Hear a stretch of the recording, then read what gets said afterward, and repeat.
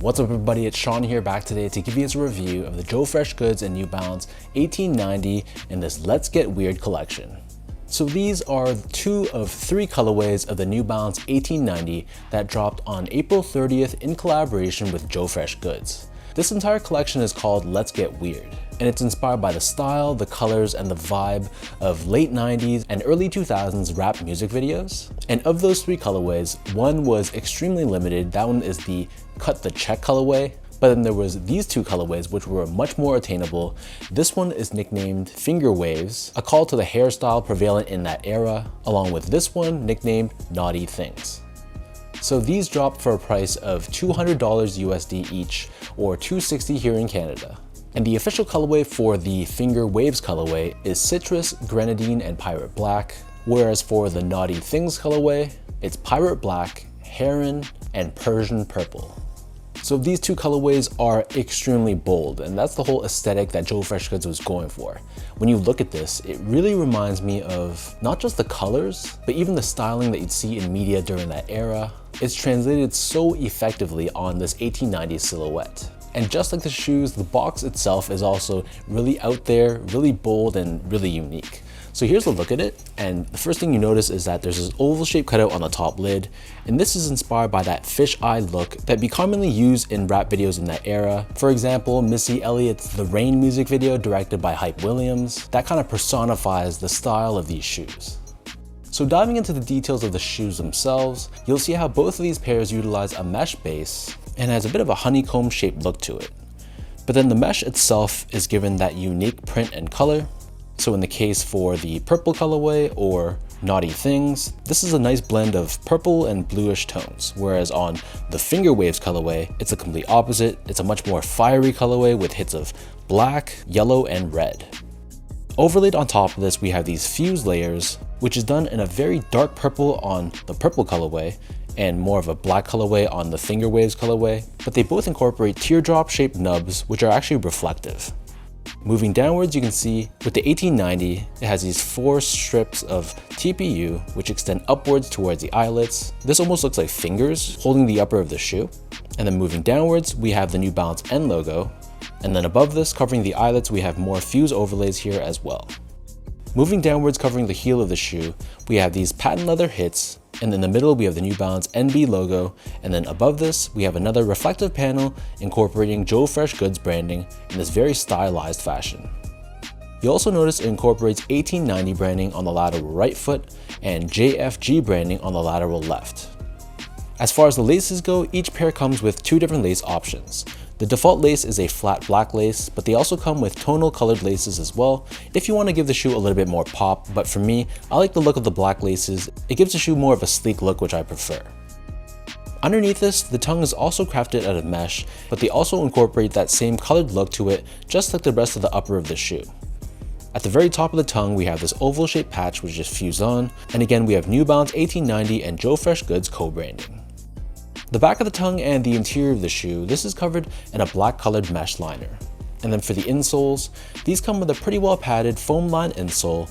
It features the same tonal colors visible on the rest of the shoe, and again we have that oval shaped branding on the heel with New Balance and Joe Freshgoods co-branding. So while the upper of the shoe is inspired by the New Balance 890 V3 running shoe, the bottom tooling is actually taken from the New Balance 2002. Not the 2002R, but the original 2002, which incorporates a full-length absorbed foam cushioning system. So in both cases, the midsole is painted in black, and this midsole incorporates these gel-like pods, which is left in black on the Finger Waves colorway, but it's given a slight tint of like a pale bluish or purple tone on the Naughty Things colorway. And this helps with impact protection and shock absorption. And then turning the shoe over to the bottom, so the outsole here is crafted out of black colored rubber. We have these grooves to give you some added flexibility, along with accent colored hits on the heel. And in the middle, we have New Balance's Stability Web technology. This is there in place to help with torsional rigidity and midfoot support, and it's also given that 90s-esque vibe with a mix of silver with the accent colors of orange or purple respectively. So that breaks down the look and the construction of these pairs. And for those wondering about how these fit, so to me, I personally went true to size in these and they fit me nicely. I'm a true size 10, slightly on the wider side, and I got these in a size 10, which is my normal made in Asia New Balance size, and it fits me perfectly fine. To give you guys a point of comparison, I go a half size down in most made in USA New Balance shoes like most of the 990 series, 992, 993, whereas I stick with the size 10 in a lot of the made in Asia and made in UK models like the 1500, 991, 991 V2, 2002R, 1906R. So these I would go with the size that you wear for made in Asia, not what you'd wear for made in USA.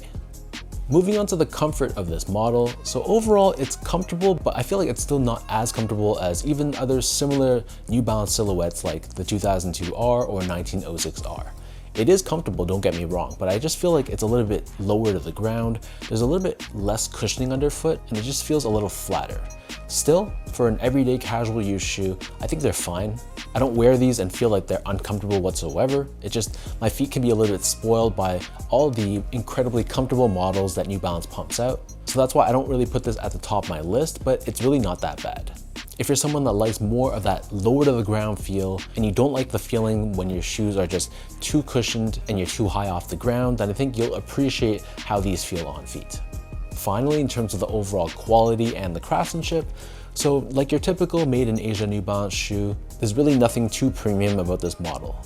It's just a bunch of meshes, synthetic materials, textiles, some TPU layers, nothing really about this that screams it's super high quality, but it's kind of expected when it comes to a silhouette like this.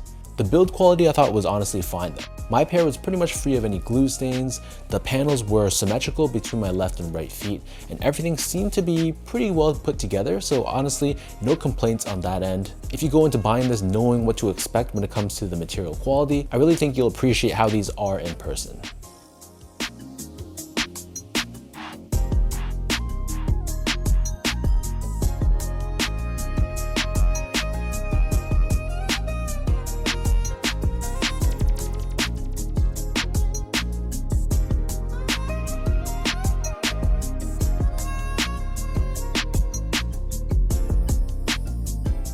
So with all of that out of the way now, let me toss these on feet, I'll lace them up, and I'll show you guys how both of these look.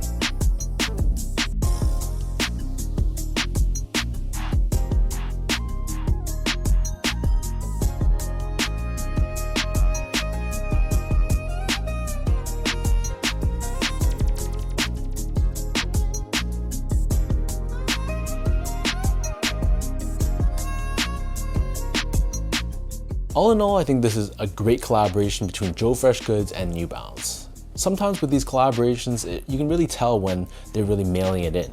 Just swapping some colors, maybe slapping on a small logo somewhere and just calling it a day. We see that more often than not, but I think with this collaboration, and honestly, when it comes to pretty much all of Joe Freshgoods' New Balance collaborations, this is another perfect example of creativity and risk-taking, which I think really pays off.